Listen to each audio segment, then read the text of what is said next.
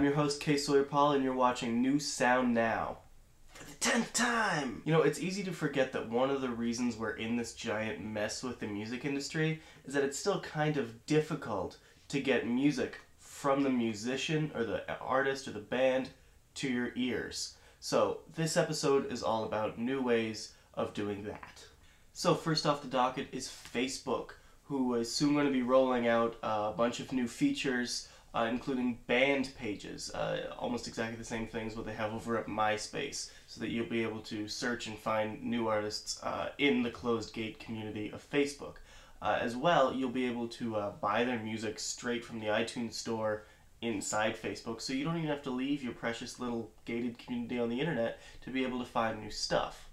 Now, I'm not sure how this is going to work exactly, but I know that one of the big pros to the band pages on MySpace isn't because MySpace is a beautiful website. It isn't. It's because you can write in myspace.com/ and write in any band in the universe, and you will almost definitely come up with something with their music there.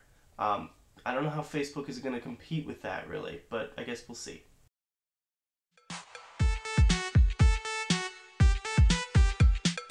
You and I get along famously.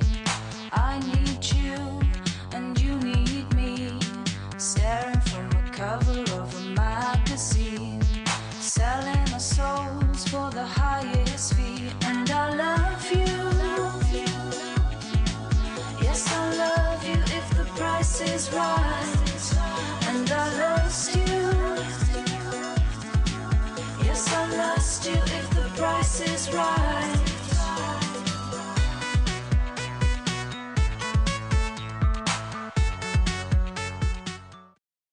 Alright, one website that I found recently that just sounds fantastic, but that I'll never use because I'm not a musician, is Tunecore.com, that basically replaces the traditional distribution services that most labels have, and allows you for a comparatively low price to upload your album and host it for you, and then put it up on iTunes, on Amazon, and every other electronic music retail outlet.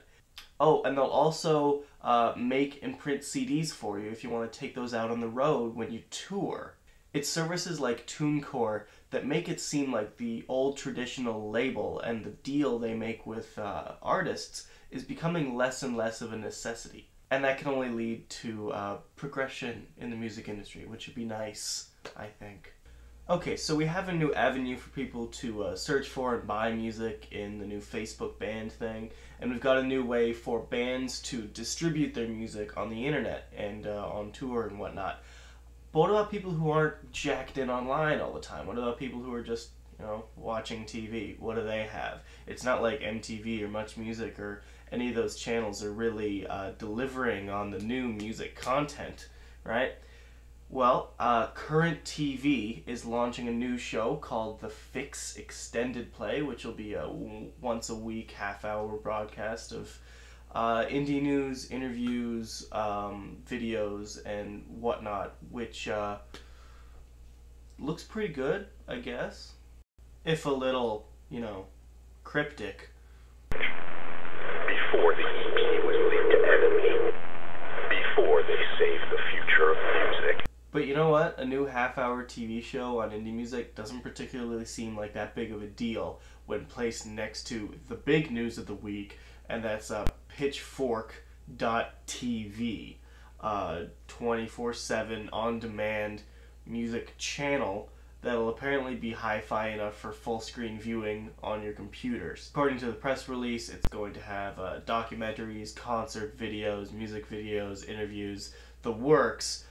Basically MTV for indie music, you know, but good. It isn't clear exactly how they're going to roll this out, whether it's going to be like a live-to-stream channel on the net, or whether it's going to be just like a list of programming that you can go through. But it's really exciting news.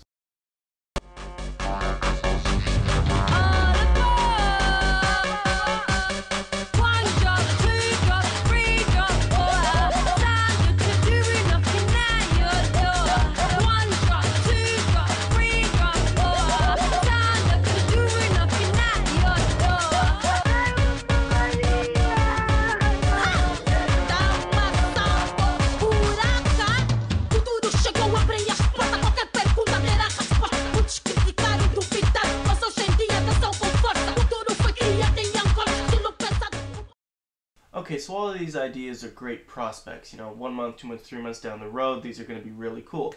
What's the best way to get music to you right now? Well, if the last few months have been any indication, if the last few months have been any indication, the best way to get music into people's ears is by giving it to them for free. So that brings us to After the Weather, a Montreal band who's decided to give out a free live EP and put it up on the Pirate Bay.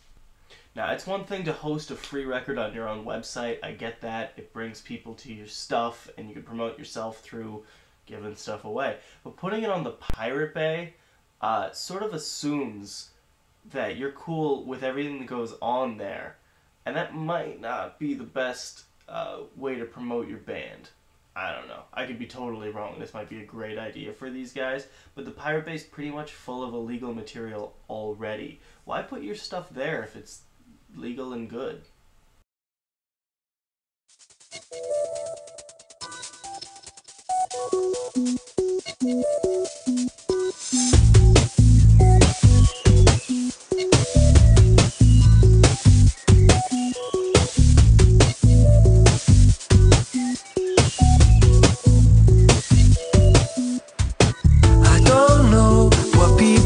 Up to, I may be daft, but I had a dream when you and I sat down above on a frozen cloud, sang it out loud, we didn't make a sound. I have something real to tell you. Speaking of records being given away, or at least partially given away, 9 Inch Nails decided to release something new this week. It's a 36-track instrumental 2-CD, I'm going to go with Bonanza on this one, that you can buy in a variety of different formats. You can get the first 9 tracks for free, or you can pay a variety of payment methods all the way up to $300. Well, you can't buy that one anymore because it's sold out. It apparently comes with every possible thing you could ask for in a record. This is big, obviously. It might be just as big as the Radiohead record. But one thing I noticed was that there are no lyrics anywhere. This to me spells out the one negative thing that could happen in a world with no record labels and no place to say this is a good record, this is a bad record, this is a marketable record, this isn't. You know, we're in the free range now and people can put out anything, right? And I'm sure the whole 36 tracks are great, but the fact of the matter is they probably wouldn't have been released in a marketable fashion 3-4 years ago, right? So one just has to, you know, keep an eye on the fact that our hands aren't being held anymore by the record industry. We're free to listen to whatever we want, and we're free to make any kind of music we want, and we're free to distribute it however we want, right? But with that comes the responsibility of being a little more awake and a little more adept at being able to tell what good music is, what bad music is, what people want to hear, what is just a vanity piece, and all that. Anyways, that's it for us this week. Go to newsoundnow.com to find links to all of the stories from this show, as well as post comments and do a bunch of other bloggy type things.